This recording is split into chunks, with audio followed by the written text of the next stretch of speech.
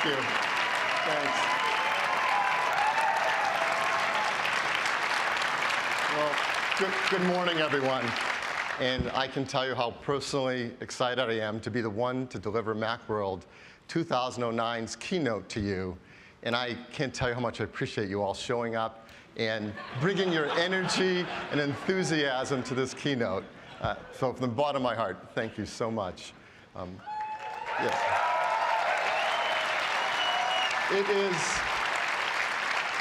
It is an incredibly exciting time at Apple. There is so much going on across all of our businesses, all around the world.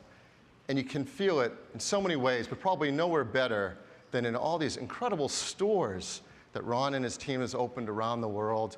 Here's our store last year we opened in Beijing, China. An incredibly beautiful place.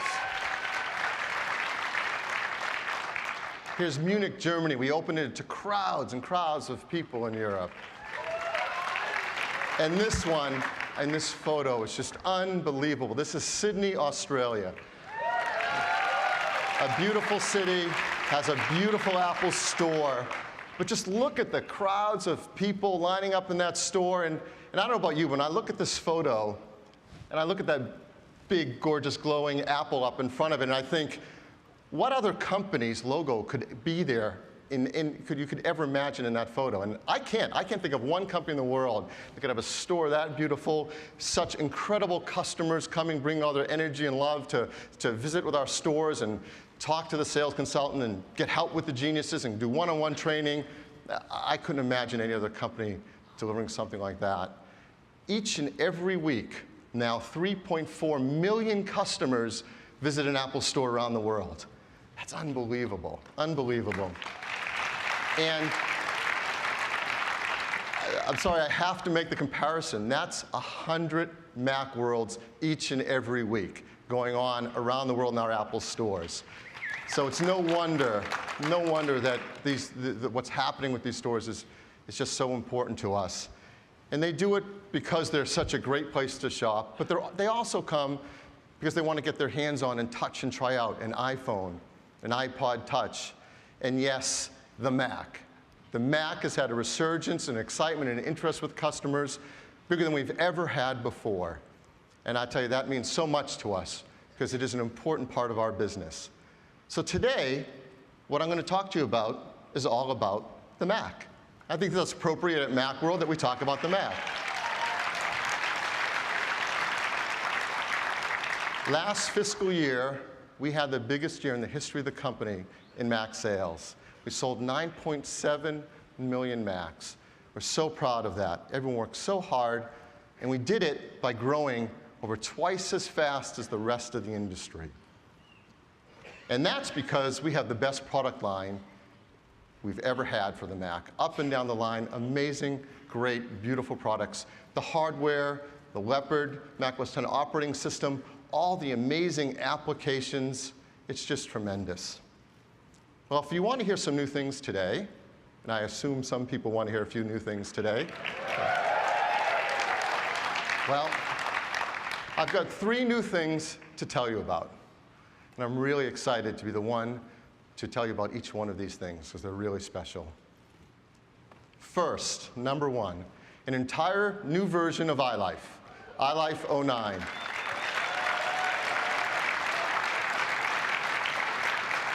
Now, hopefully, a lot of you know that iLife has become one of the reasons people buy a Mac today, because we all use these incredible applications. They're so helpful, they're so useful and fun. iPhoto, iMovie, GarageBand, iWeb, iDVD. There's nothing like it on any other computer platform. And as much as some people up north might think that they have some things that are pretty good, there's nothing as good as iLife on a personal computer. So what's new in iLife 09? First up, a brand new version of iPhoto, iPhoto 09. Last year, we introduced an idea to a technology in iPhoto called events. So not only could you see the thousands of your photos in iPhoto, you could look at them by events. And that took thousands of photos and made it down to a manageable couple hundred events, because they're based on time, a birthday party you attend, a vacation you go on. And it's turned out to be incredibly useful Customers use it, love it. It's just a natural, intuitive way to use all your photos. Well, this year with iPhoto 09, we're adding 2 events, another way for you to manage your photos called Faces. It's really powerful. So many of the photos we take are of people we care about, our family, our friends, coworkers. Wouldn't it be great if iPhoto allowed you to organize your photos down around all your favorite people? So it's really easy to get and find whatever you want. Well, that's what's in iPhoto 09. We've added a new feature in your library called Faces. And it's really beautiful. When you click on Faces, you get this great new user interface. It's a corkboard with snapshots of all your favorite people. If you want to find their photos, you just go into their snapshot, and there they are. It's really cool. How does it work? Well, Faces uses a technology called face detection. Yes. So when you go into an event, for example, this is a camping event, and I click on a picture, there's a new button on the bottom that says, name this person. Because iPhoto wants you to tell it who these people are. And face detection finds the face in the photo so that you can then click on it and type in the name. We'll say, this is Liz. And that's it. That's all you have to do to tell iPhoto whose face you want to track in the Faces feature. So when you go back to Faces now Liz has a snapshot in your Faces area of iPhoto. iPhoto has another technology called face recognition to not only find the faces in your photo, but find the same person across multiple photos. So how does that work? Well, you go into Liz's snapshot, and what you see up above is the picture where you confirmed, yes, that's Liz in that picture. Down below, iPhoto has looked through your photo library and found some other photos that it thinks might be Liz, and is asking you just to confirm that so it knows how to find Liz across all your different photos. That's face recognition. And all you have to do is just single click on some of them and say, yeah, those are Liz. Or if you want, double click on a photo that isn't Liz to say that's not. And that extra help really helps iPhoto out a lot to do a great job finding all your photos of the person you're tracking. Now, there's no perfect face detection and face recognition in anyone's software, but this is the best technology we've found. We think it works really well, and it's incredibly easy to use. So that's Faces. I think you're going to love using it in iPhoto.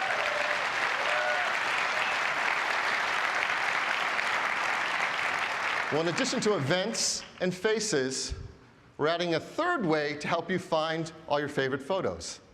It's called Places. So now we're adding Faces and Places. A lot of the photos, in fact, all of them are of places, right? They're places we visit, places we go on vacations and trips.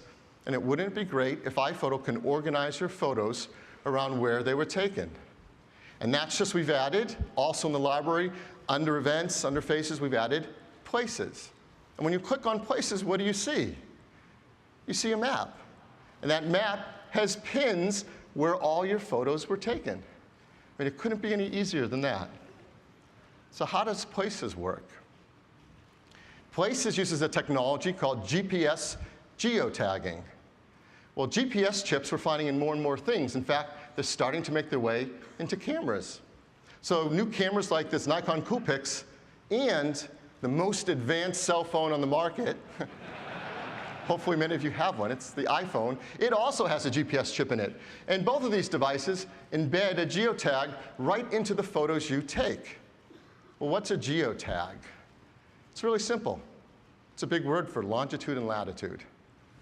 So for example, when you take a photo, the geotag is automatically assigned by that camera or by the iPhone to the photo you took. Now, it's not that useful to know that I took this photo at 48 degrees, 51 minutes, 33.14 seconds north. So the other thing iPhoto does, it reverse encodes that geotag, and it figures out, well, that's actually at the Eiffel Tower. In fact, it figures out more about it. It's the Eiffel Tower, and that's the city in Paris, and that's in the country of France. And you have access to all that information to use to search your photos or organize them any way you'd like. Now, I know you're probably wondering, well, what about all those photos I took that I didn't have a GPS chip in a camera, and it doesn't have a geotag in it? Well, that's easy, too. So for example, let's go into this backpacking event. Maybe it's something we did back in 2007. We didn't have a GPS chip in our camera. Well, now when you click on the event, there's a little information button. You flip over the event, and there's a new field up there that says Enter Event Location. And you just type in where you went on that event. In this case, Yosemite. Well, iPhoto has a database of thousands of locations. It recognizes what you're typing in and figures out that's Yosemite, a great national park in California. It puts a pin on the map right where that is, and it assigns a geotag to all the photos in that event. That simply. So it's really easy for you to add a location to your entire database of photos if you want them all to be placed on the map for you. So where do these maps come from? We actually are getting the maps from the Google Maps service. And so if you've ever used Google Maps on the web, you know exactly how to use this map. You double-click on it to zoom in. You can go right down to street level and see to the individual street where you were taking those photos. And at any time on the map, when you see a pin, you can just click on it, and it'll take you to where you've seen your photos. Oh, in addition to street maps, we also have satellite imagery as well. So you can see satellite images. Again, click on a pin, and you go right to the photos taken at that location. And because this is Places, it has all the photos you've taken, even if they're across different events, because it's about a place now. So that's Places. So Places joins Faces. It's a brand new feature in iPhoto.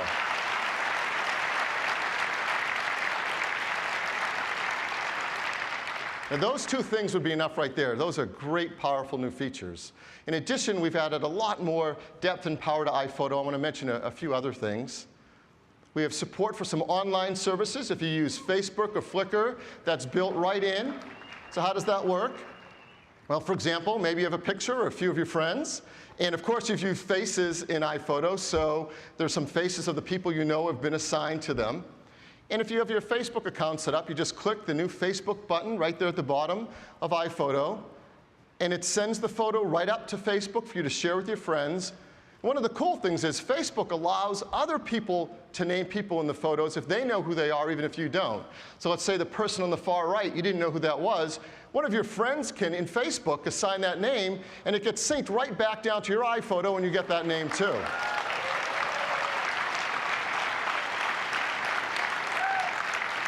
So that's Facebook.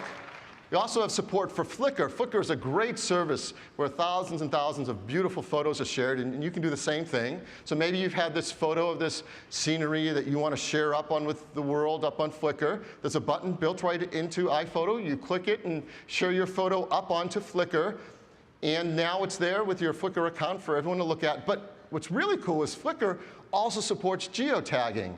So it reads the data that we send up from iPhoto, and people can see the places where you took your photos all automatically, built in with geotags.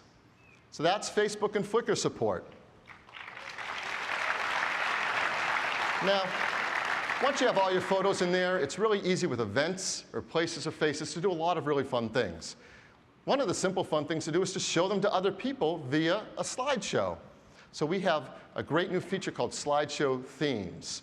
So when you go to pick an event, let's say, for example, this ballet practice on the bottom left-hand side, you took some photos at your child's ballet practice, and you want to go in and show that class. You just click it and press the slideshow button, and a new panel shows up. We can not only assign music to your slideshow and set timing, but you can pick one of the built-in themes, and they're really beautiful. So let me show you this ballet theme right now.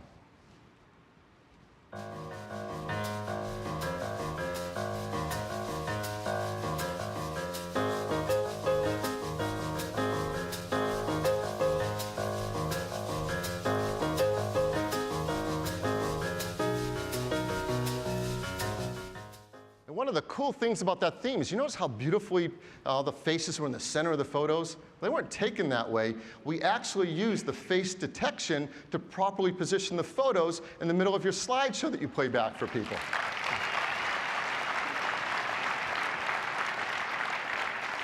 Maybe your kids are a little older. Here's another theme. Give you an example of the shattered theme.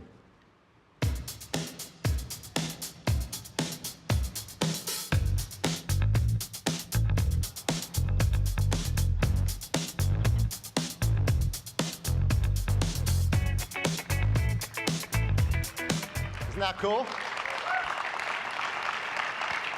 That's a great 3D theme.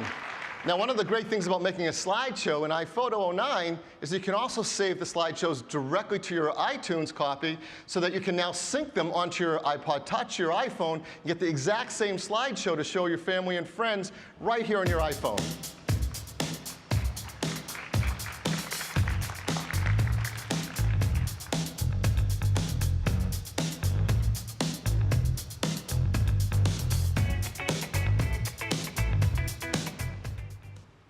So that's some of the features, thank you, in the new iPhoto.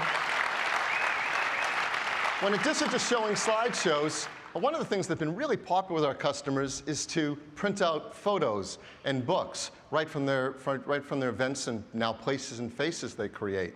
And they're beautiful books, and we've updated them with even more themes and even more beautiful printing. And I want to give you one example. This is the new updated travel book theme. Here's what it looks like. It's absolutely stunning. And inside, in the theme, we have maps. So we use the geotag data so you can automatically get maps in your books of the places you travel in the photo event that you're showing in this book.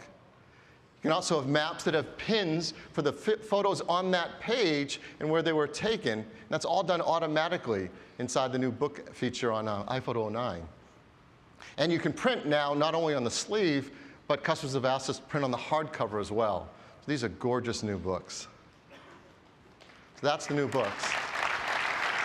So if you don't mind, I'd really love to be the first to show you the real brand new iPhoto 09 running here on my Mac.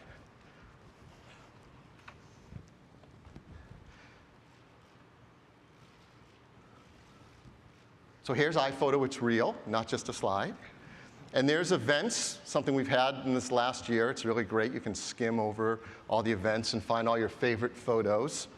But now, we have this new feature, Faces. So you saw the snapshots, but the thing the slide didn't show you is how interactive and cool it is. So if I pass my mouse over anyone's snapshot, I see all the faces within that snapshot. And you see how iPhoto with face detection zoomed right in on the face. If I hold down the Option key, I see the entire photo.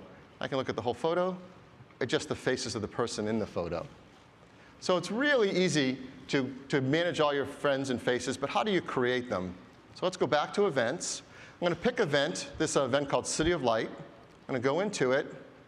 Let me pick a photo. I'll pick this first one at the top. And let's say that's a person I haven't been tracking yet with faces. So I'm going to go into their photo. And I'm going to click this new button, Name.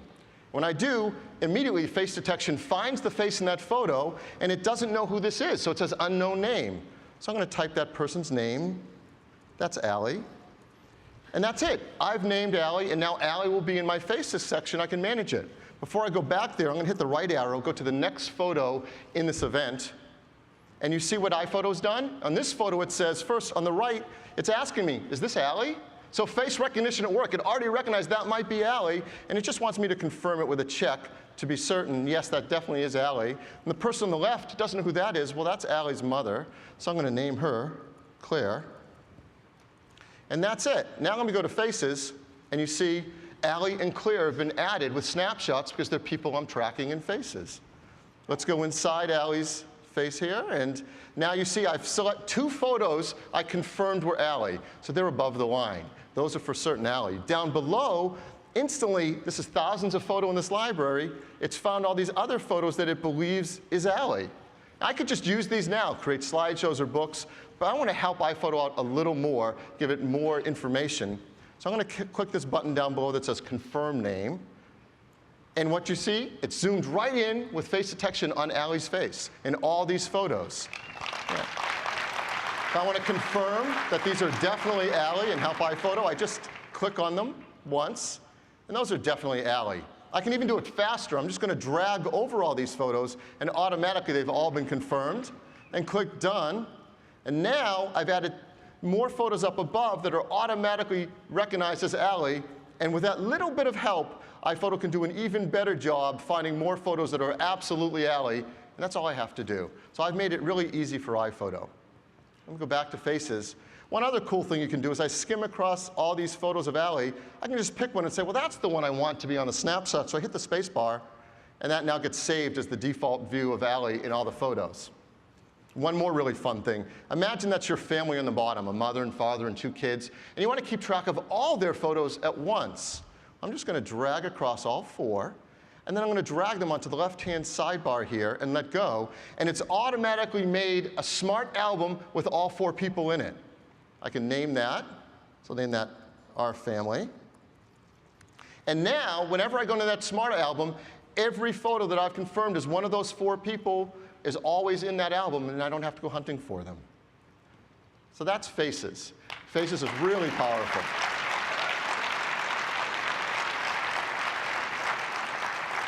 Now let me show you Places. Places is just as cool. So I'm going to click on Places, and there, over the internet, we've got our map, and iPhoto has placed pins on the map of the places we've taken photos. The more you zoom in, the more detail you'll get. So here's the United States. And I can, for example, hover over this pin. Some photos were taken in Aspen. So whenever I see a pin and a name, I can just click the right arrow and go right to all those photos. So those are the photos that were taken at Aspen, even if they're across multiple events. So it's really easy to find your photos and look at them. Let's go back to events. Well, as I said, you might have photos that you took a while ago that weren't assigned GPS tags. For example, this pumpkin patch event was taken in 2007 and didn't have a GPS camera being used. So I'm going to click the information button, flip it open, and it says enter event location. So I'm going to start typing this really cool city out here on the coast, Half Moon Bay. See, I don't have to type very far. It recognizes the name from its list of places. I hit return. It's put a pin on the map on Highway 92 on the way to Half Moon Bay, and it's all assigned. Every photo in that event is now assigned to that location in Half Moon Bay, and I'm done. It's really that easy to add locations to all my events. Let me go to a second event. This one was taken with a camera with a GPS chip inside it, the City of Light event.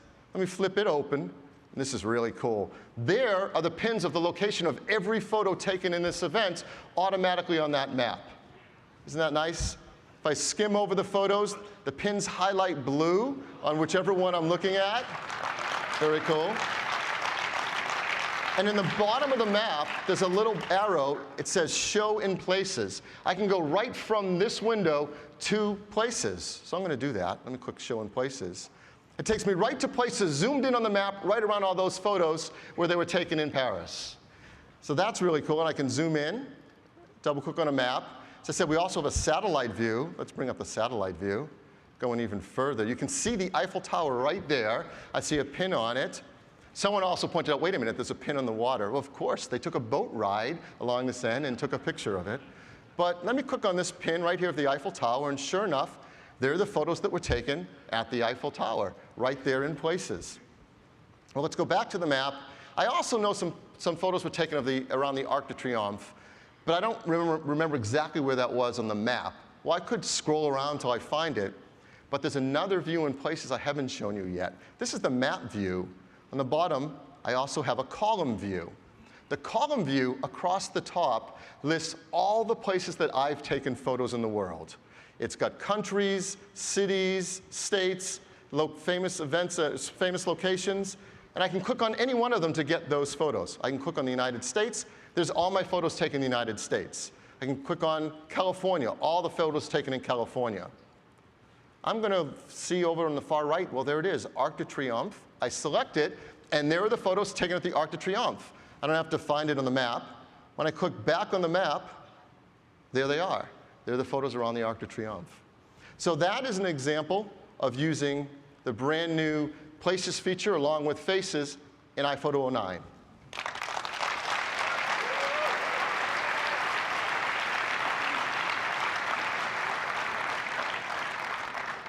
Well, I hope you're as excited about it as I am.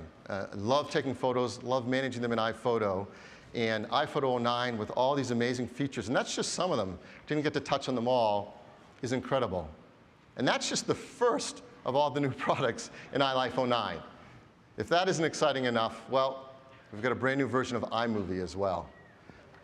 Yeah. iMovie was entirely new last year.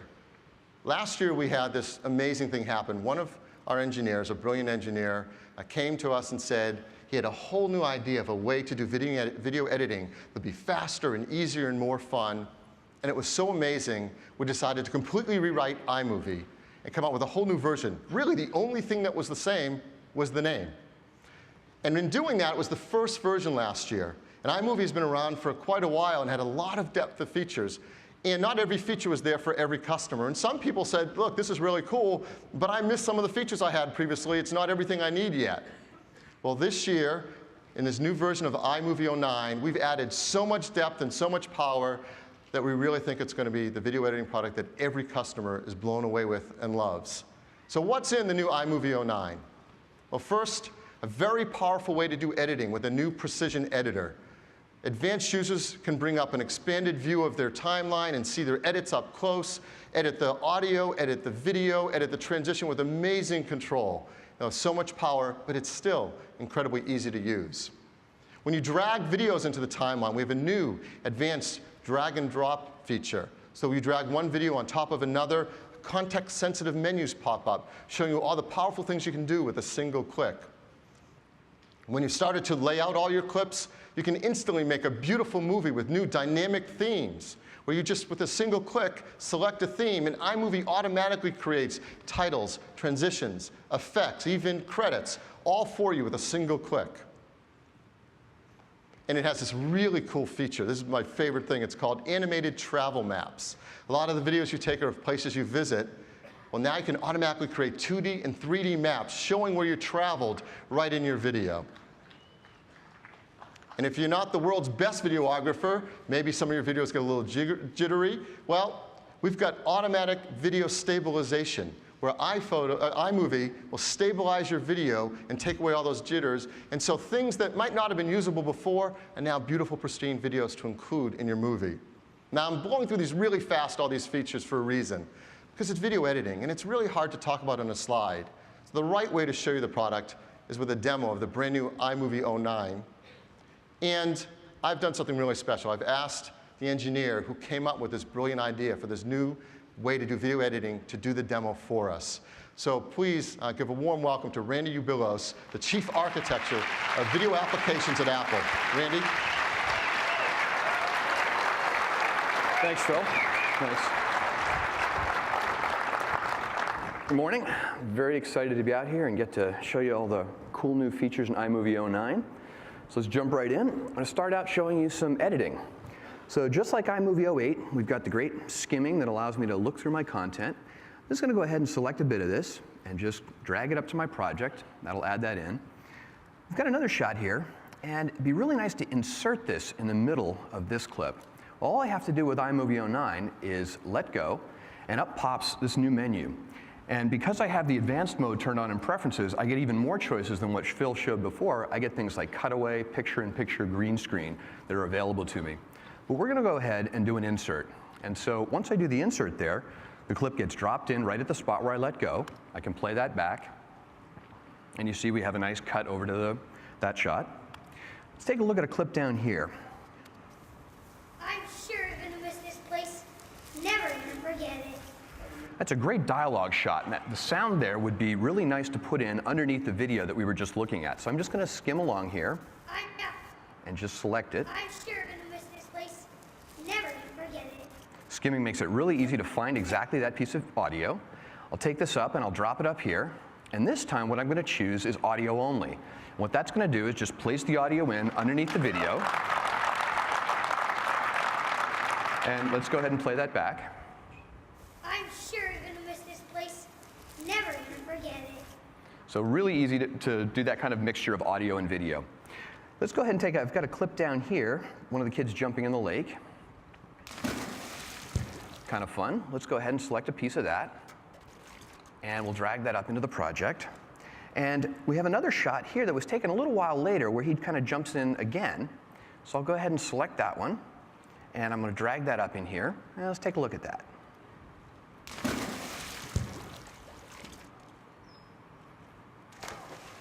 So those are some nice clips, but we could make that look a lot better if we tightened up the action. So what I'm going to do is I'm going to use the new action pop-up, and I'm going to choose the precision editor. When I do that, what drops down is a magnified view of the edit that we're working on. And what you see here is everything on the upper line is all of the material to the left of the edit, and everything on the lower line is everything to the right of the edit. And I can skim back and forth and actually see the edit happen. But I can also skim on this clip, and I can see the content before and after the edit on the clip on the left, and I can do the same thing on the clip on the right. So I can see all the different material that could be used for this edit. And everything you see here is interactive. I can grab this clip and move it back and forth. I can grab this clip and move it back and forth and adjust the edit any way that I'd like. Another really cool thing that I can do is I can actually come in here and just pick a spot and just click. And when I click, that point will slide over, and that becomes the point where the edit takes place in that clip. Let's come down to this clip here, and I'll pick a corresponding spot here where he goes in the water, and we'll click, and now let's take a look at the edit. So we've got this nice kind of shift in the angle. Now, very, very easy. So if we just take a listen here now to the audio. Notice the audio shifts there because the audio is cutting at the same point the video does, and so because of the change in the angle, it sounds different. We can take care of that by just selecting the audio button here, and now I can actually see my audio track separately here, and I can actually go in and I can adjust this separately by dragging it. So now what I've done is I've made the audio on the first clip extend beyond the edit point. So let's go ahead and play that back. So we just get a nice clean piece of audio from the clip on the left. So as you can see, this is a really complex edit. In a Pro Tool, this would take a lot more steps, and we've done it in a nice, really interactive, visual way. Next thing I want to show, I want to switch to a different project. So the way I'll do that is I'll click and go to my new project library. The project library now shows you these great little film strips of each of your projects, so it makes it really easy to find. I'm going to switch over to this project of an African safari. This is actually some footage that I shot about a year ago on a trip to Africa, and I'll switch over to the corresponding event. Let's go ahead and take a look at this clip down here. This was shot in the back of a Jeep that was bouncing along, and the footage probably wouldn't be something that you'd actually use because there's just too much motion in it. One of the really cool new features we have is video stabilization. Now this stabilization is done in a two-step process. The first step, the iMovie goes through and analyzes each frame of your video and compares it to the one before and one after and figures out what all the motion is. That takes some time, but it can be done on an entire event all at once. And once that's been done, as it has for this event here, all I have to do is select the segment of the video that I want and just drag it up here into my project. And when we play it back now, the stabilization's been applied, and it almost looks like the car was floating along there. So you can see a huge difference. Now, I have another clip down here, and this one we were kind of chasing some gazelle in a Jeep. And it's almost hard to see the gazelle in there because the Jeep is bouncing around so much. If I just go ahead and take that clip, select it, and then drag it up here into my timeline.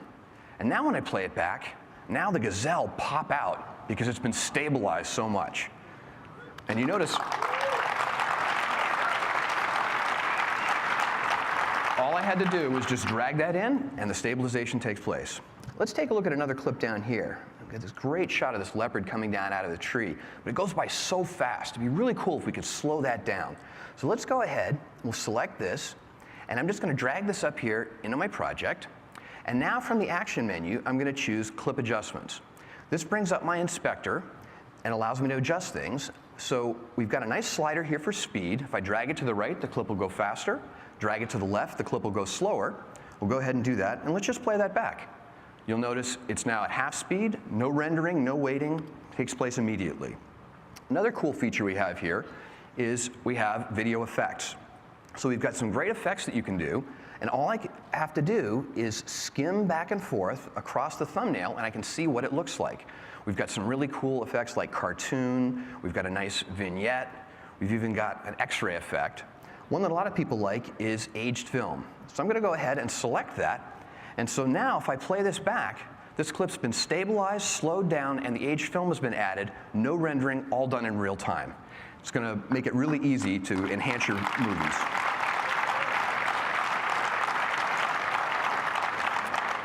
So we've added a number of other elements for enhancing your movies. Over here on my Maps and Backgrounds panel, you can see we have 4 different styles of map, and we have flat and globe maps. I'm going to go ahead and grab a flat education map, drag it up into my project, And now all I have to do is set the starting and ending location. We actually did start in San Francisco, which is the default, but the trip was actually to Botswana. So I'm just going to type in a couple of letters.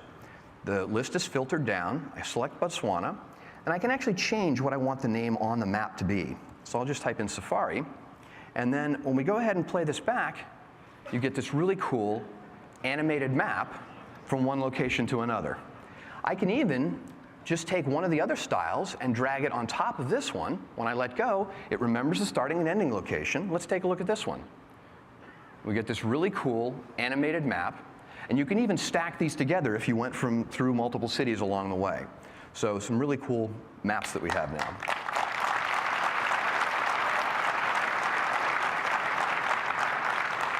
We have some other elements. We have some new transitions.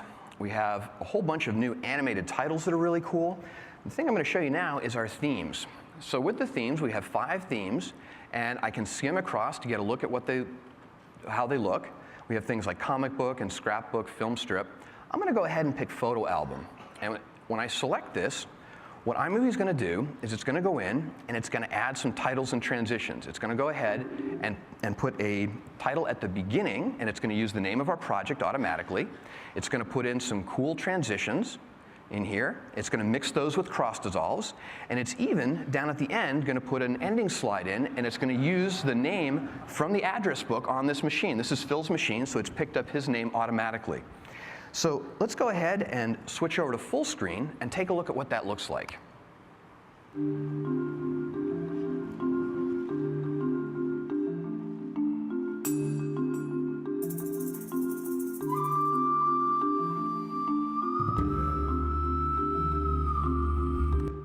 So you can see how nice and professional those look.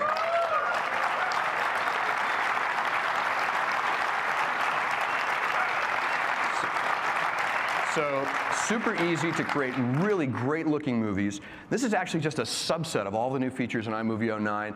I encourage you to go down to the booth or go to apple.com to check out the full set of features. Thanks very much.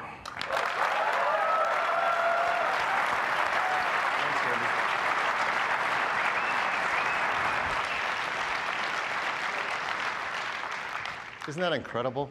An amazing software, and thanks to Randy and his team and to everyone who's worked on it. It's so powerful. And just watching that, I'm so impressed that I edited that myself. So that's just some of the features in that new iMovie 09 that's going to make it a video editing product that every customer is going to love. Old iMovie users as well as all the new people that are going to get into video editing now with this incredible software. So that's the second application in the new iLife 09. I'd like to show you just one more. I'd like to talk to you about the new GarageBand 09. Now, GarageBand 09 has a number of really great features, great new guitar effects, great way to jam in Magic GarageBand. But I'm not going to tell you about those. I want to tell you about just one feature because it's really the most exciting one and a true breakthrough. The team was challenged with doing something no one's ever done before, to create a piece of software that can help people learn to play a musical instrument. So that's the biggest new feature in GarageBand 09. It's called Learn to Play. So what's Learn to Play? When you go into Learn to Play, you get a new user interface. You can learn to play a guitar or keyboards. You see the instrument you've chosen facing you so you can easily see what you're going to learn on that instrument. You have an instructor up above. In this case, this is Tim, and it's in HD resolution, and he's going to teach you how to play the instrument. And down below at the bottom of the window are controls so that you control the rate at which you learn, the sections you're studying, do it slowly, quickly, jump ahead. You're in complete control of the learning experience. So we just play a snippet of one of these lessons to give you a feel for what it's like to learn to play in GarageBand 09. This is the first in a series of lessons that will help you learn how to play the guitar. In this one, I'll give you a short introduction to the instrument and help you get started quickly with some music that's really easy to play.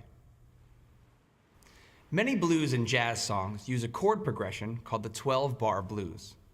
We're going to learn the progression in the key of A using the 3 chords A, D, and E. So that little snippet gives you a taste of what it's like for Tim to teach you how to play the guitar. You saw the guitar playing, you saw where your fingers go, and the controls going along the bottom. You can repeat that if you need a little more time to learn it just right. Here's a snippet of what it's like to learn something on a keyboard. In this lesson, you'll learn how to read some music and how it relates to the notes that we already know on the piano keyboard. Let's add the bass part to the new chord progression. Put your left thumb on middle C.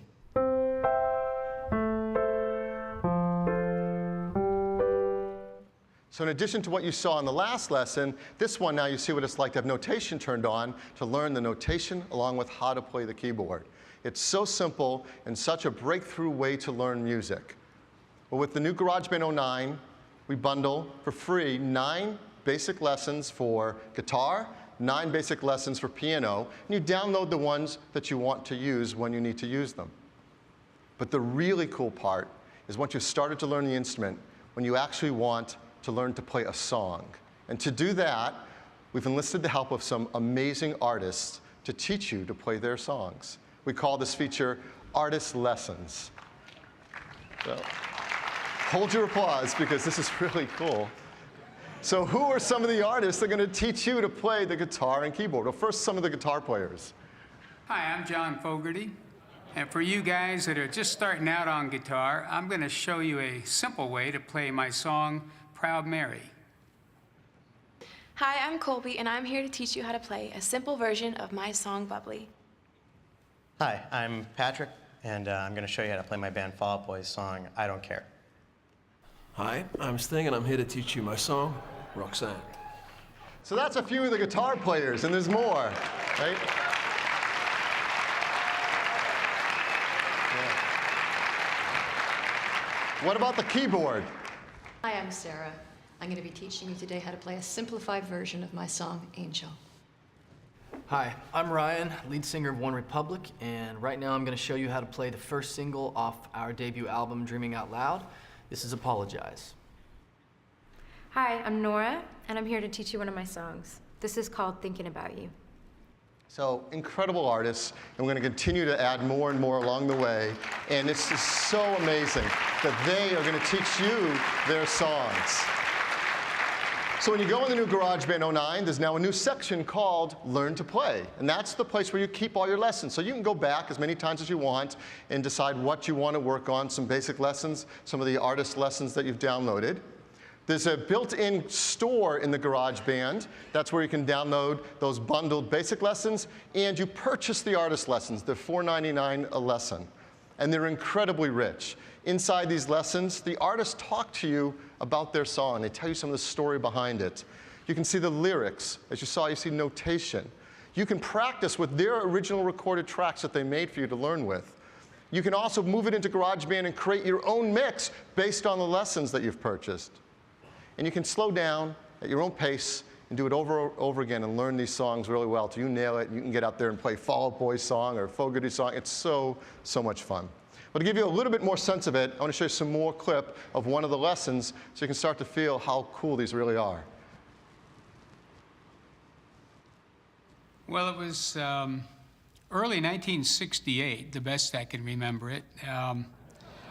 We had just finished, or were just finishing up recording the first album, which was called Creedence Clearwater Revival. I became aware or fascinated with the opening notes of Beethoven's Fifth. You know, bum, bum, bum, bum, bum, bum, bum, bum. That's the right way. But I couldn't play that with chords on the guitar. So kind of bouncing off Beethoven's inspiration, I knew it needed something else to turn into a guitar riff.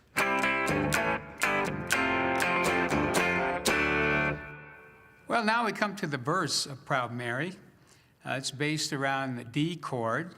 And I've always thought D is just a really bright and uplifting sound, beautiful sound. Sounds sunny, sounds happy. And you can tell already that's starting to sound like that rolling, chugging rhythm that Proud Mary is known for. 2, 3, 4, A. Now we'll go to the B minor chord. And back to that D chord.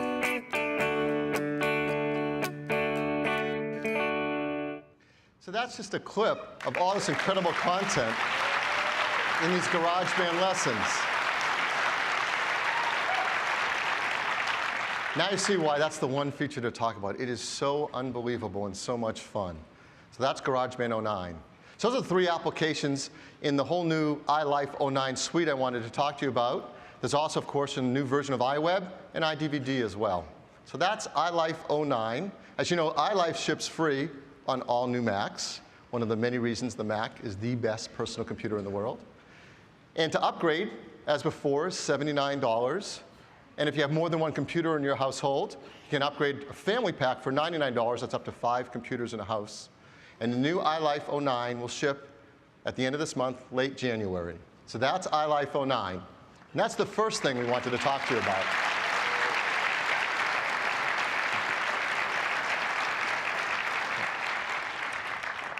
So number 2, we also have a completely new version of iWork, iWork 09 as well. And as you know, iWork is made up of Keynote, Pages, and Numbers. So first up, Keynote 09. It's what I'm working on and using in this presentation, so you know it's rock solid. Keynote 09. Well, one of the things we focused on in Keynote 09 is giving you some really powerful animation tools that, combined all together, can help you make incredible professional presentations, but really easily. So what are those tools? First up, something we call Magic Move. Magic Move is a transition between slides where you set up your slides, and in Keynote does all the work to move your objects between the slides. So for example, let's say this is your first slide. You got a bunch of cards on it.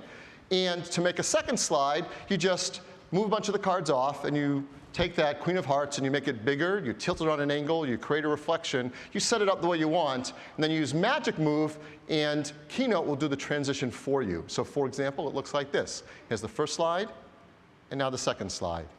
So that animation's done by Keynote. Here's a second example.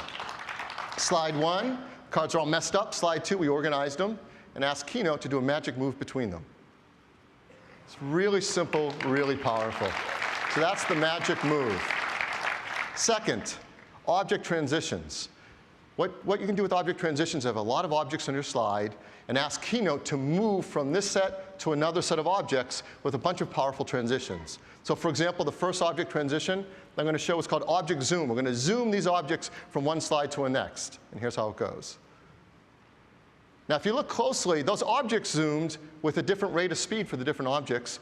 And the second slide started to show up on the first slide before it was even done and off the screen. Something near impossible for us to do with techniques ourselves, but automatic now in Keynote. Here's another one that's really powerful, what I just explained with this perspective move. Check this out.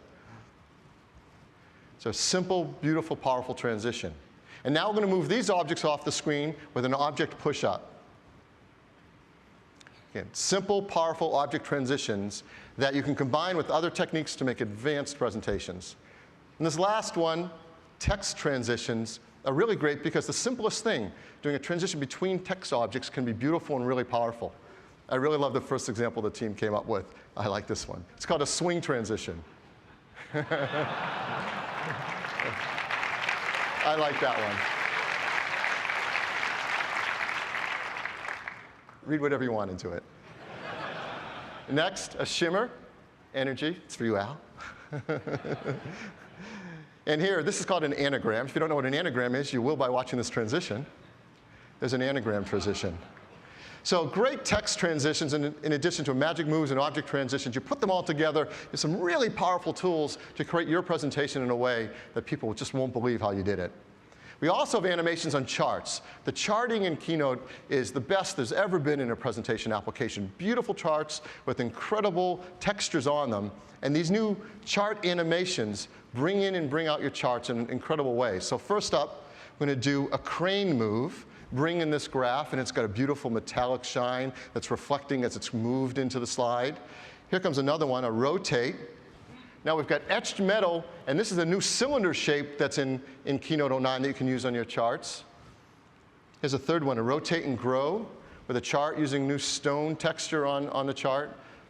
And the last one, a zoom through the z-axis of a pie chart using the new beautiful wood textures as well. So we have incredible new chart animations to make your slides just beautiful.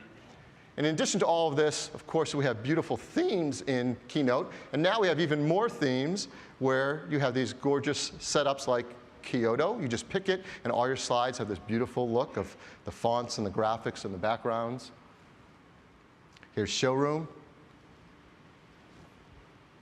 Brushed Canvas, Venetian. So that's just some of the new themes you can use to make your presentation beautiful in Keynote 09. There's one more feature. It's something you get extra, but it's really cool. If you want a way to wirelessly control your presentation, we have the new Keynote Remote. So what's this? This is an application you run on your iPhone or iPod Touch.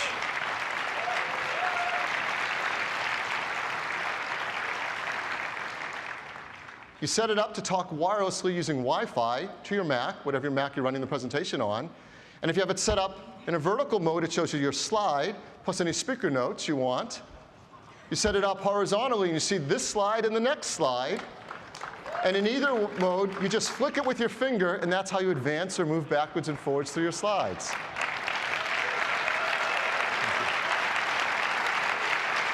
The Keynote Remote is an application that'll be sold in our application store for 99 cents.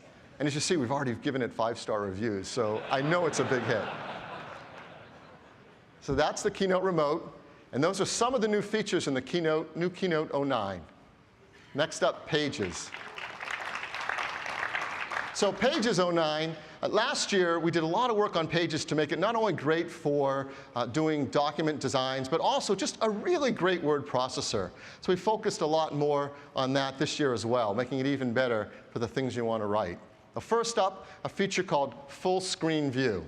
Well, sometimes you're working on the next great American novel, and you're staring at that blank piece of paper, and you just can't get time to get started because you're distracted with your email and your stocks updating on your web page or people instant messaging you, and you just want to stop and focus on your writing. So you click the new button up top for Full Screen View, and then you start writing, and you have the time to really focus on what you're doing because everything else disappears. And this is really powerful if you're using it with a design because you really want to focus on the design, but again, you get a lot going on, you get a lot of applications running, so you just go into Full Screen View, and now you can really focus on what you're doing. Now, the menus are still active up above, so I can move my mouse up to the top, and there's the menu. For example, go into 2-up mode on the pages and stare at the whole design on my big, beautiful cinema display. And the page sorter on the left is still there, too. If I move my cursor to the left, it pops open, and I can pick what page I'm working on, get back to work. So that's the new Full Screen View in Pages to really help you work on your writing. Second, this has been asked for by a lot of customers, great outlining built right into Pages. So in Pages 09, you can start working on your document in an outline view if you want. Type your outline. There's control of different levels of your outline, different font sizes, graphics in line with your outline, complete control of this. And like a good outliner, it's really powerful because you can reorganize your thoughts and your sections. And when you go back to your page view, it's all been organized according to your outline. They're completely connected and dynamic. So that's the new dynamic outline. Mail merge. There's some customers that do mail merge with Pages, and they do it previously by connecting to their address book. You can still do that, but now you can also connect to tables and lists you set up in Numbers, and the two work seamlessly together. Some of the products that our customers like to use a lot with Pages, we've made it work easily together with support built in for MathType and EndNote. MathType is used by a lot of engineers and scientists to create formulas that they want to use and math that they want to put into their documents. And now we've built an integration between Pages and MathType. And EndNote is used by scientists, engineers, people publishing papers where they want really complicated bibliographies. And that support's built in too. So those work seamlessly together now. And of course, one of the great things about Pages is beautiful templates so that you can create gorgeous documents, but really simply. So we have even more templates now for newsletters, beautiful new poster templates.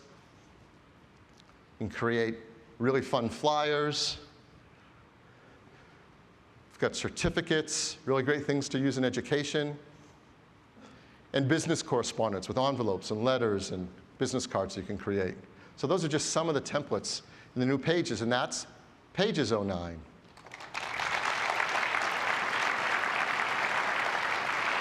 And the third product in iWork 09, Numbers.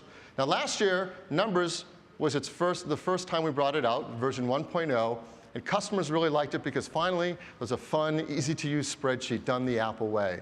So this year we focused on really filling out all those features customers tell us they wanted added to make it even more powerful in the spreadsheet they can choose to use all the time. And that's what we've done. So for example, in Numbers 09, we've added table categories. A lot of the data you add into a spreadsheet is actually a table.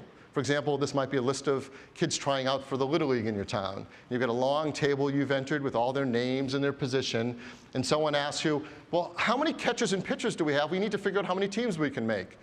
Oh, you need to reorganize your table. You didn't build it that way.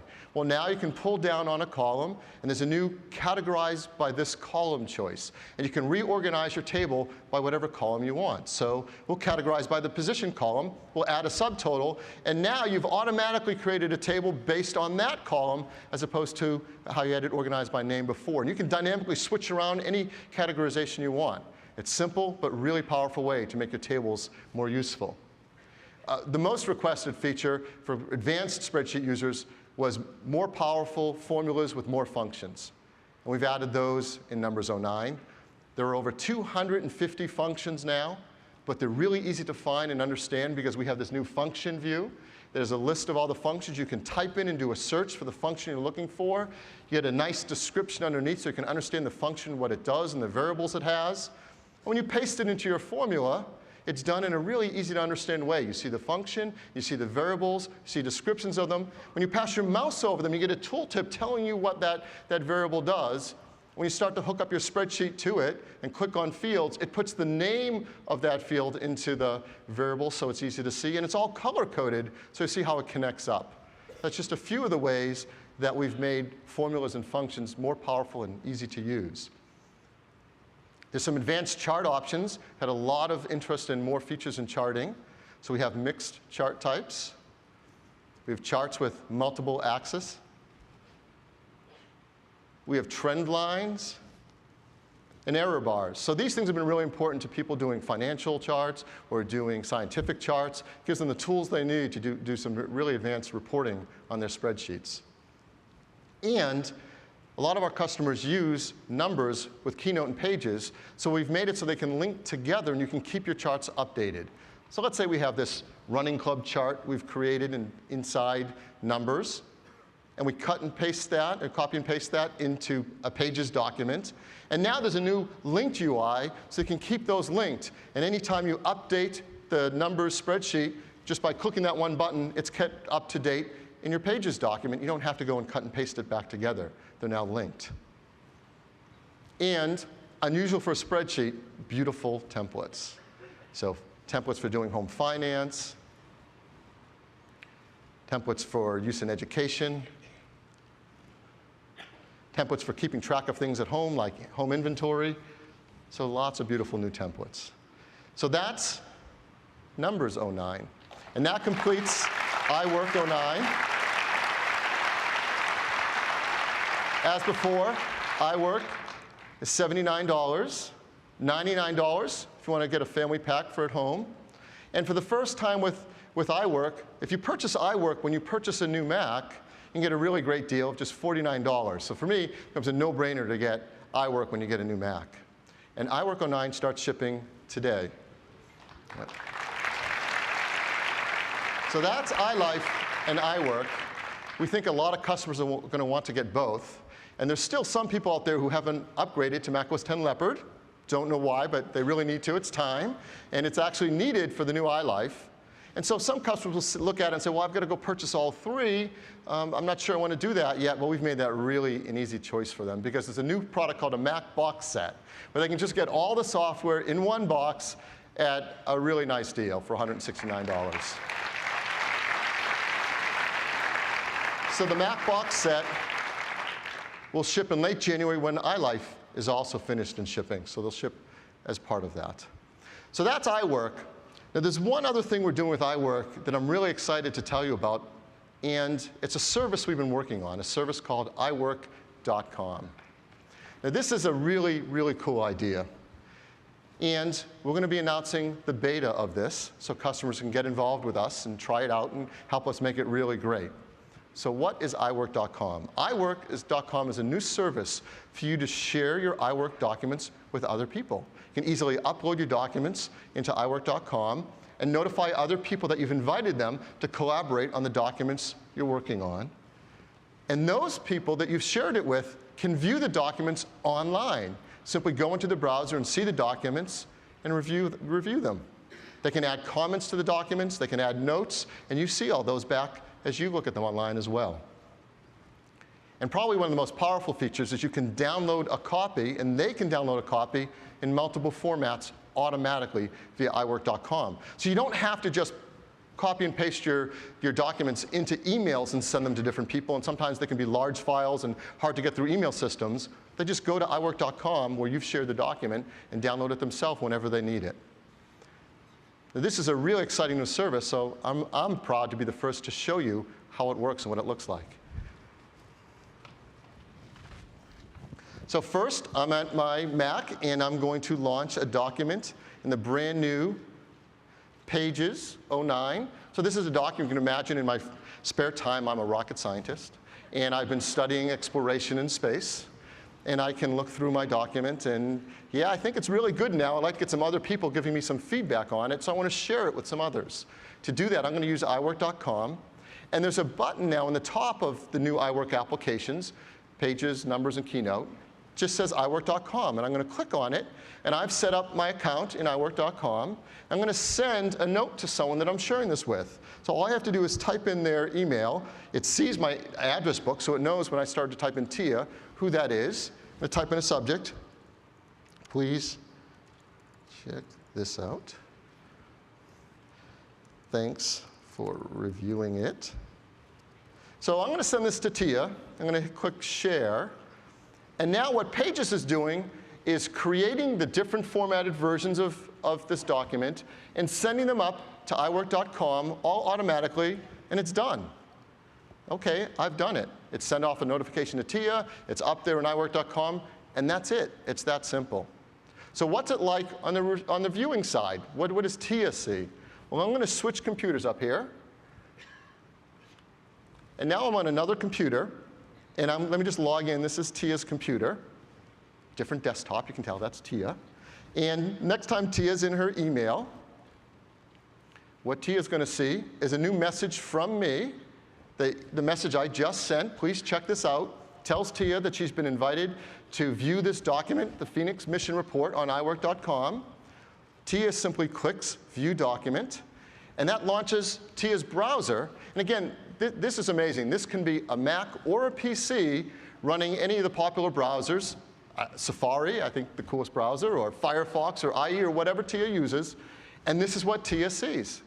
Tia sees the document. When you have to stop for a second and look at this, because it looks like Pages, but I'm actually on iWork.com. Tia can read the document, go through the different pages. Tia can decide to leave a note to me on a section, maybe select this point where it says the friction causes the spacecraft to heat up to about 2,600 degrees Fahrenheit, add a comment. What's this in Celsius? So Tia can leave notes back to me. And there can be multiple people viewing the document, and they can leave notes to each other about the entire document. So on the right-hand side, Tia can say, I've reviewed it. It looks great. And post that note for all of us to see. And most importantly, on the right-hand side is this download button. So Tia can now click that button, and if Tia wanted to edit it herself, she could open it up in Pages if she has Pages 09, or read it as a PDF file, or even as a Microsoft Word file. So you're now sharing documents with other people who don't have iWork, but they can all open and view the documents too. So it's a really great way to share these documents around. So that's what Tia gets to do. Let me go back to my computer. So here I am back on my Mac, and I want to see the different comments coming in and communicate with those people. Well, I'm in Pages, and under the Share menu, there's a new item there that says Show Shared Documents. I'm going to click on that. It's going to take me in my browser to iWork.com to see the same shared document. So now we're all looking online at that shared document. And right here is a list. I have more than one shared document, so I'm going to see all the documents I'm sharing. The top one is the newest one, the Phoenix Mission Report, and there's a blue dot next to it telling me there's a new note there that I need to read. So here I am. I'm online seeing the same document Tia's seeing. I see an orange tab on a page telling me there's a new note there, and there's Tia's note, and I can reply right in the note. I can write back in the document-wide notes. It's all right here for us to collaborate together. Let me go back to my shared documents list. So I have Pages document, Keynote documents, Numbers documents. As many as I want, I can share here on iWork.com. So for example, let me click this Keynote document. And there's a Keynote presentation that I've shared online via iWork.com. Beautifully rendered, just the same way it is in my own version of Keynote. And I see all the notes from the different people. We have 4 other people viewing this online and sharing notes together. So that's what it's like using iWork.com, a great online service for sharing and collaborating on documents.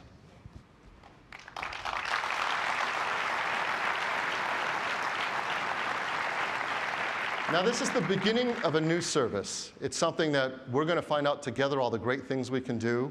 Customers can sign up free for the beta. In the end, it'll be a fee-based service, but for now, it's a free beta to collaborate with us. There's a place where customers can send in their comments and tell us how it's working and ideas they have for how it should do it, how it should work. And I think there's things that we haven't even discovered that can be really powerful. For example, this is a lot easier way for me to send you a document rather than trying to send big files through email.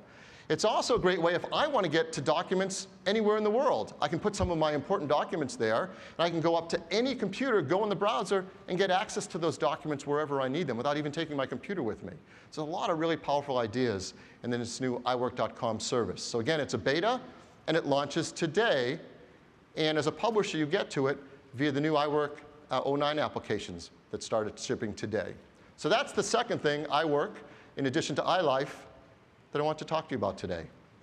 One more thing, the third thing, and number 3 is the new 17-inch MacBook Pro. Yeah.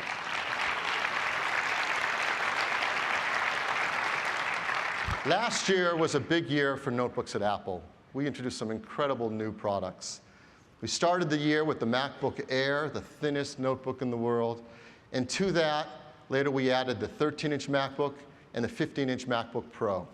All of these based on this incredible new architecture called the Precision Unibody Enclosure. And that simply meant we came out with a better way to make a notebook that makes it sturdier, thinner, lighter, more beautiful. And it's worked incredibly well. People really love them. Our customers love them, and the reviews have been fantastic. Ed Baig of the USA Today said, Apple's fashioned a winner with the new MacBook. David Pogue of the New York Times, Apple's MacBook is a thing of beauty.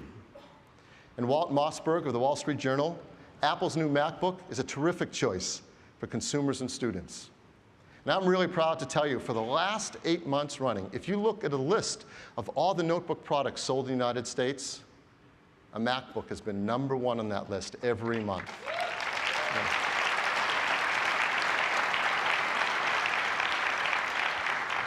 So these products are great. The new 13-inch MacBook and the 15-inch MacBook Pro. And I'm really proud to be the first to show you the new high end of our line, the 17-inch MacBook Pro. It's absolutely stunning. It's super thin, 0.98 inches thin. That's the world's thinnest 17-inch notebook. At 6.6 pounds, it's also the world's lightest 17-inch notebook. And it's simply stunning. It's got a beautiful 17-inch LED backlit display that's high resolution, 1920 by 1200. And this is the best display we've ever shipped in a notebook. It's got a wide viewing angle, 140 by 120, high contrast ratio, and displays the most amount of colors we've ever displayed on a notebook display, 60% greater color gamut than the previous 17-inch notebook display. As you know, our notebook displays have this beautiful glossy finish on them, really helps get dark blacks and great color contrast. But some of our highest end customers would really rather not have a glossy panel on the front, so we've also created, for the first time with a 17-inch, an anti-glare option. So I told you there are a few of them out there. And really, the only way we could do this was to remove that glass in the front and then build a metal bezel around it to hold the display. So it has the same display properties for anti-glare as our last 17-inch notebook. But I'm going to show the glossy version because that's my favorite. On the right-hand side, you see the Super Drive and Kensington lock. On the left-hand side, you see all the I/O. You've got all that great I/O. The MagSafe connector, gigabit Ethernet, FireWire 800, 3 USB 2 ports, the new mini display port, digital and analog audio in and out, an Express Card 34, and the integrated battery connector. So you can see your battery life just from the side without turning it over. So that's the view on the outside. Look at it from the top. You see something really important, the new glass trackpad. This has been a huge hit with our customers. The glass trackpad is now larger, 40% larger. It has multi-touch. The whole surface clicks, and it's glassy, smooth. And if you want multi-button support, you can program it for left and right mouse buttons. And it supports all the latest new gestures we've come out with. It has been a big hit with customers. Inside, we've got a new generation of Intel Core 2 Duo processor that get us up to 2.93 gigahertz with a 6 meg L2 cache. You can have up to 8 gigs of memory, now running at a gigahertz of DDR3. And what's been really successful with these new MacBooks is the new NVIDIA graphics options. So we've built in both the integrated GeForce 9400M as well as the discrete 9600 GT with 512 megs of memory. So you have both built in. Hard drive standard with 320 gigabytes. And you can also upgrade a solid-state drive if you'd like that up to 256 gigabytes. And it's got all the features that make MacBooks and MacBook Pros unique that no one else has. I won't go through the whole list, but they're all in there. This is the coolest notebook. And it works with the new mini display port with our brand new cinema display, our LED cinema display. It's absolutely beautiful together. I've talked about all these new features, but I haven't talked about one that's the most innovative and greatest new feature, and that's the battery. So we challenged our engineering team to do something really important, to deliver our longest lasting battery life ever, but to do it keeping the notebook just as thin and just as light. So to explain what they've done and how they've done it, I'm going to run a video where the engineers can tell you themselves about this great new advance in battery technology.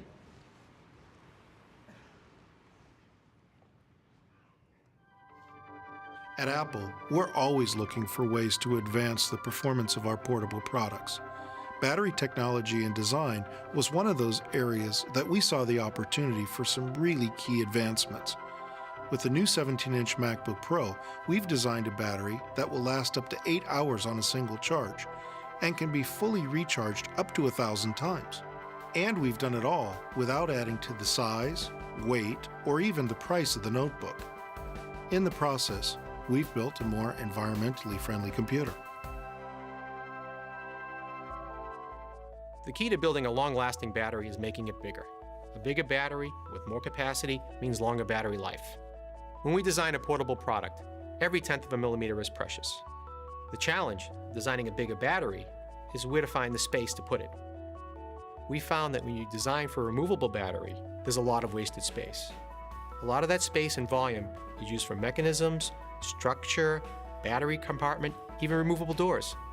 By embedding the battery and removing all the infrastructure associated with a removable battery, we were able to create a notebook with a 40% larger battery that lasts up to 8 hours on a single charge at the same size and weight. In the case of Apple, we have scientists, chemists, engineers that are dedicated to battery development. So we're able to build batteries that are custom designed for the computers that they're going to go into. Battery life is really just a simple matter of how much energy you can store in the computer. When you open up a notebook computer from a lot of our competition, you'll see cylindrical cells that are like AA batteries that you can buy. There's a lot of empty space in there. That's space that you could use for storing energy. And so by creating custom-shaped cells that we have in our batteries, you can fill all of the space much more effectively than you can with cylindrical shapes. You can also customize it to be all kinds of different sizes, and that's what we do. To make our batteries extremely thin, we use lithium polymer technology. We start with these very large sheets of tissue-like foil, and you coat those with the active material that stores the energy for the battery. In our case, it's an advanced chemistry that extends the lifespan of the cells 3 times the industry standard. Then they're wound together into an electrode roll. And then this roll is compressed into the correct shape just to our precise dimensions. We go very deep into the design of a battery and cell engineering. You won't find that anywhere else in the computer industry.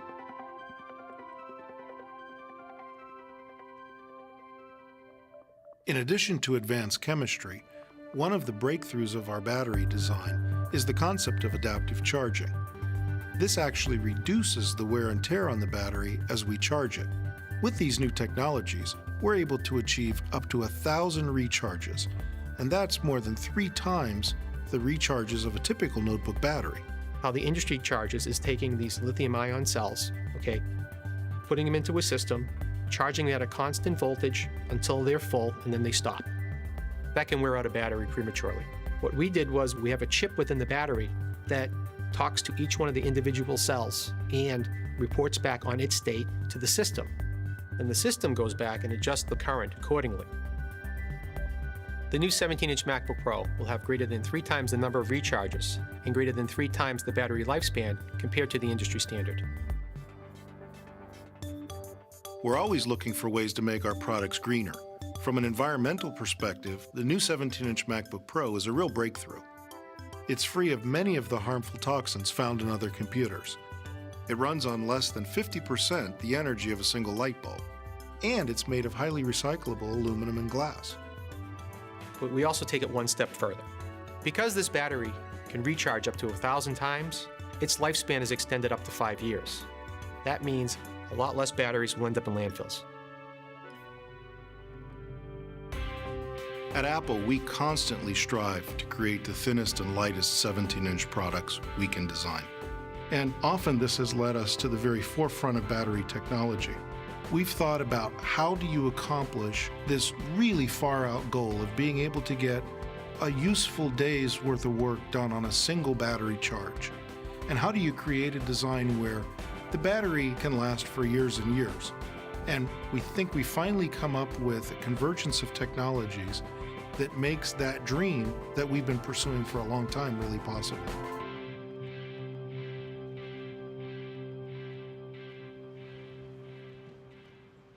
So that's the battery in the new 17-inch MacBook Pro.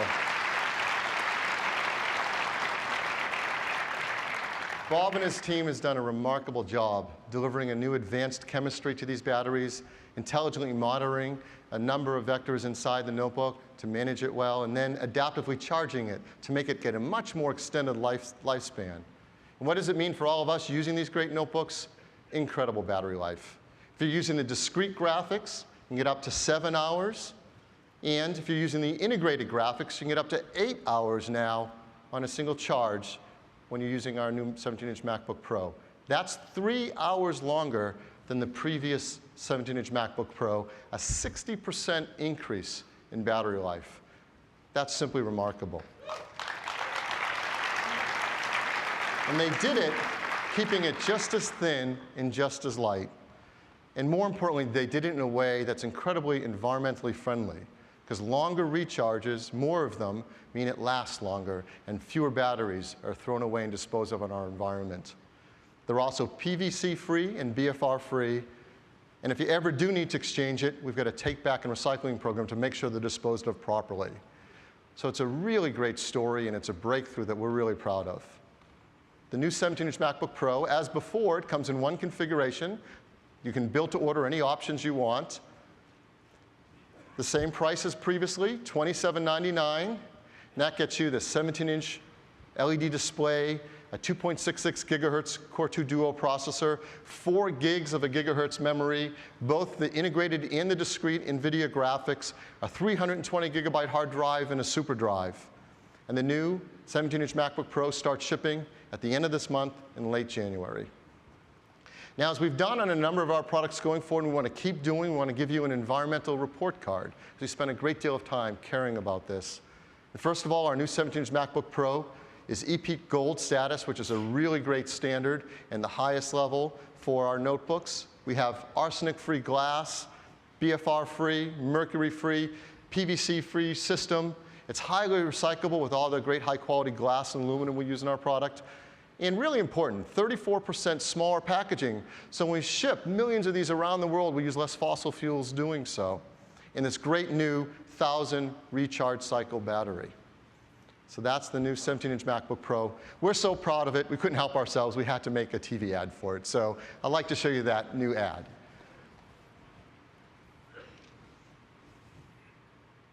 This is the new 17-inch MacBook Pro. It has a revolutionary new battery that runs up to an astonishing 8 hours per charge and can be recharged up to 1,000 times. That's a typical 5-year lifespan, which is nearly 3 times longer than batteries in most notebooks and means fewer batteries in landfills. Just another reason the new MacBooks are the world's greenest family of notebooks.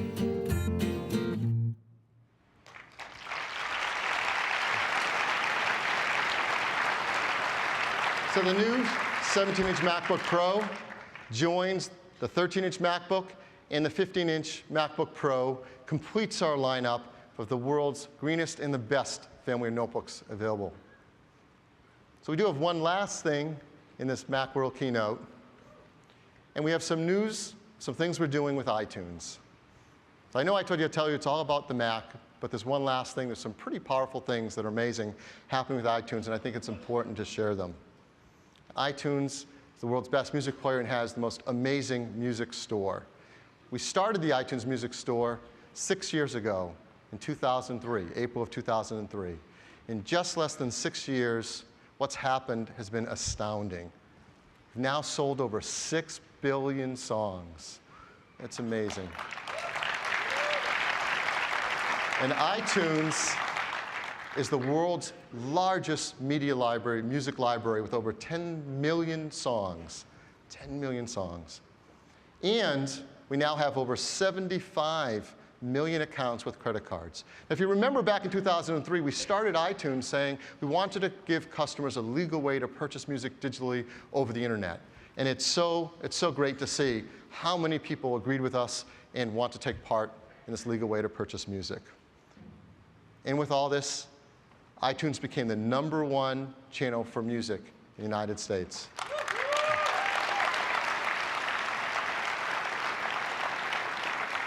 So what's new with iTunes in 2009? I'd like to tell you about 3 things today that are happening. First, price. As you know, we've worked with all the major music companies, as well as thousands of independents. And over the last 6 years, we've had one pricing model for all songs, 99 cents. And the music companies have told us they want more flexibility. So starting in April, we're going to give them more flexibility because we're going to create 3 pricing tiers.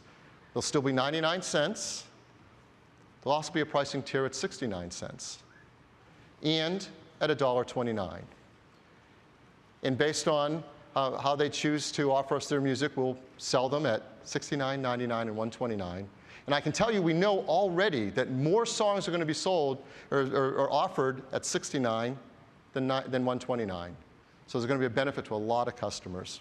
So that's the first thing, what we're doing with price, and that comes in April. The second thing we're doing, iTunes Plus. If you followed what we've done with iTunes Plus, you probably already know what iTunes Plus is. But for those who don't, iTunes Plus is a way that we offer music that is completely DRM-free. You can put it on as many computers that you own. It's also encoded at a much higher quality bit rate, 256 KB encoding of AEC, so it's near indistinguishable from the original recording. And for customers that have already purchased music, iTunes Plus offers a really easy way to upgrade your whole library to iTunes Plus. Well, what's new today is that we've worked with all the major music companies, and starting today, we're going to offer 8 million of the songs all DRM-free. 8 million. And by the end of this quarter, we'll finish out the 2 million more, and all 10 million songs of iTunes will now be DRM-free.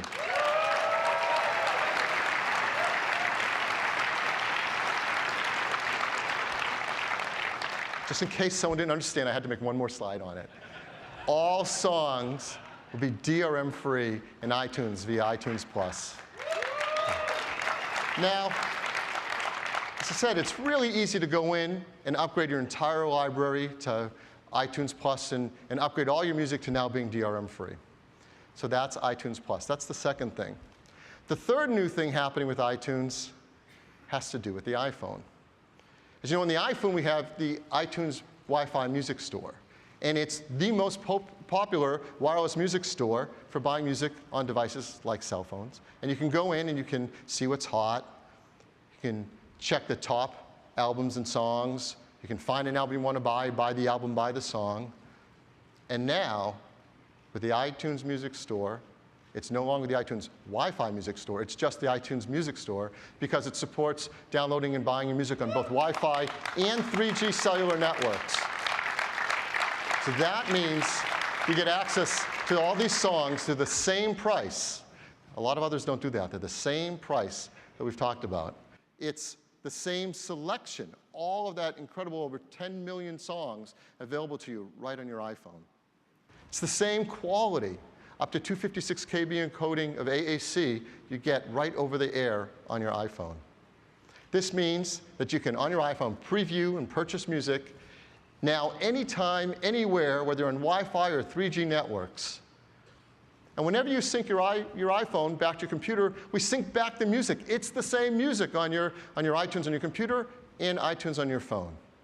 This is a really big step for wireless music on cell phones, and that starts today. Today, you can start using iTunes over your 3G network. This is really profound, that now iTunes on your phone, DRM-free, 256 KB songs over wireless networks, the same price, and they sync back and work on your computer right into iTunes. Simple idea, a really big step for digital music, and I think a really leading step for Apple. And now we're ending on music, and in many of our Macworld keynotes, we've tried to make sure we always come back to remembering why we do this, why we create products like the iPod and iTunes and GarageBand, all these great products around music simply because we love great music. That's really the heart of it, how it all started and what still matters. So I think it's fitting that we end our last Macworld keynote with an artist that really has some amazing music and has been recognized as a true legend in our industry. Look at these awards. Unbelievable. 15 Grammy Awards, 2 Emmy Awards, a Jazz Master Award, a Kennedy Center honoree, a UN Humanitarian of the Year, over 100 albums, over 50 million records sold worldwide, and a song I think that's going to be really appropriate for this last Macworld. So with no more fanfare, it's my honor to introduce to you Mr. Tony Bennett.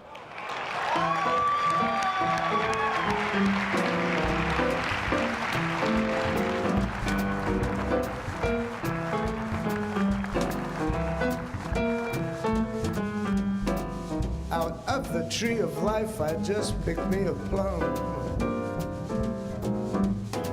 You came along and everything started to hum. Still, it's a real good bet. The best is yet to come. The best is yet to come, and babe, won't that be fine?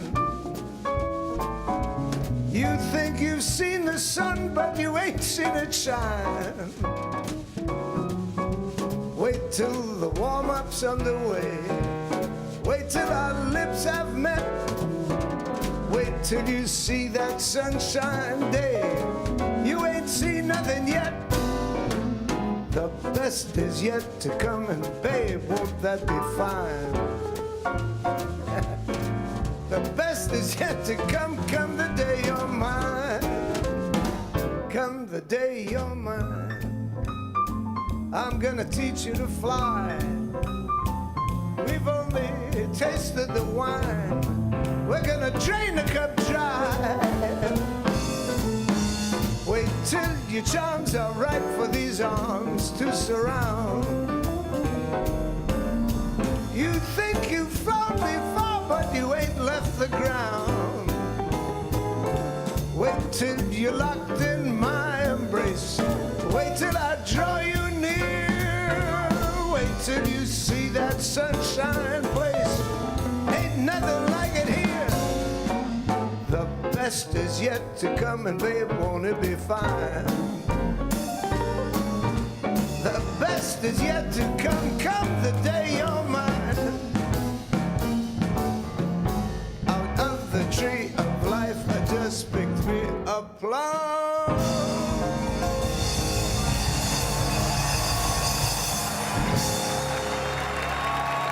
Good morning.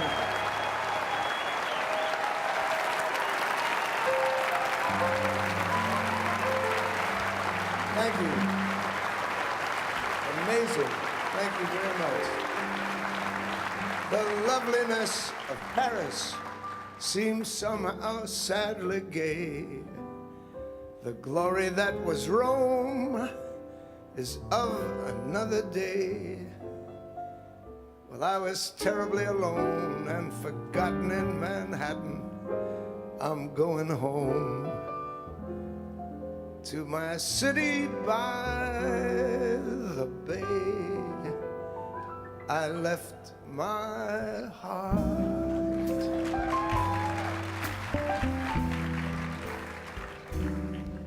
in San Francisco.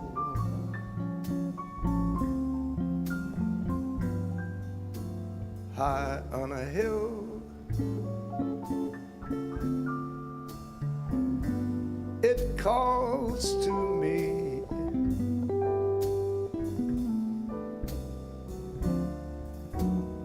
To be where little cable cars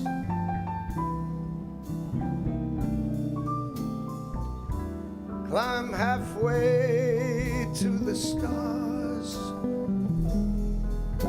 The morning fog may chill the air. I don't care, my love waits there.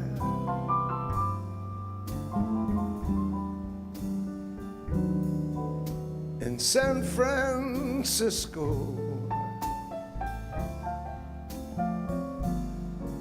above the blue,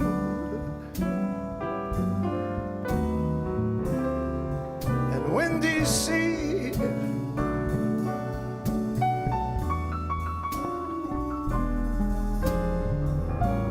when I come home to you, San Francisco, your golden sun will shine for me.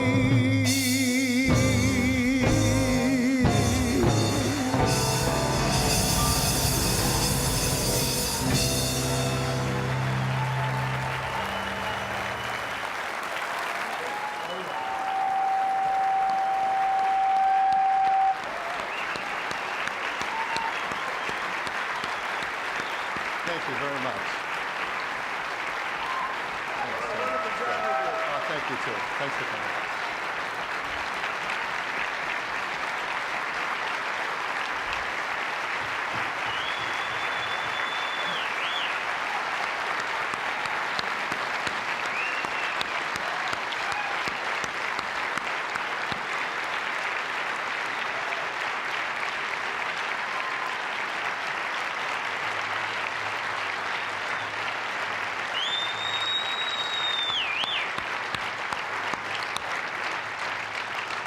Well, thank you very much, everyone. That's our show for Macworld 2009. I want to thank you again. You've been a wonderful audience. I appreciate you giving us your time and being here. And as you know, putting on a show like this can't be done without the help of a lot of people. So I want to thank everyone from my family to all my friends at Apple. It's an incredible group of people that make the world's best products and help us try to explain a little bit of the love we put into these products to you. And so please enjoy the rest of the show. Go down in the booth and try out iLife and iWork and check out the new 17-inch MacBook Pro and enjoy the rest of the week. Thank you very much.